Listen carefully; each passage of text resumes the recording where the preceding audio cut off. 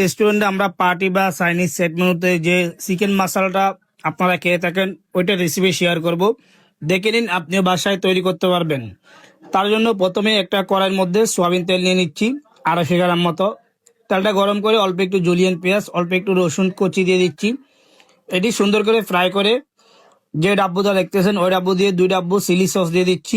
এখন আমি দিয়ে দিচ্ছি চাইনিজ মশলা যে গ্রেভিটা আছে ওই গ্রেভিটা এখানে দিয়ে দিচ্ছি। এই গ্রেভিটা কিভাবে করবেন অনেকগুলো আমার পেজে রেসিপি দেওয়া আছে, তারপর আমি এইটার লিঙ্ক কমেন্ট বক্সে দিয়ে দিব, ওখান থেকে দেখে নেবেন এই গ্রেভিটা কিভাবে তৈরি করি। এখন সুন্দর করে গ্রেভিটা বোনা করে এখানে একটু পানি অ্যাড করে দিচ্ছি। যে বলটা দেখতেছেন এই বল দিয়ে আমি 2 বল পানি অ্যাড করে নিচ্ছি। এখানে 120 জনের চাইনিজ সেট মেনুর চিকেন মশলা আমি তৈরি করতেছি। তার জন্য 1.5 কেজি পরিমাণ এখানে পেঁয়াজ দিয়ে দিচ্ছি। 1 কেজির একটু বেশি পরিমাণ ক্যাপসিকাম কেটে আমি দিয়ে দিচ্ছি। দেখেন আমি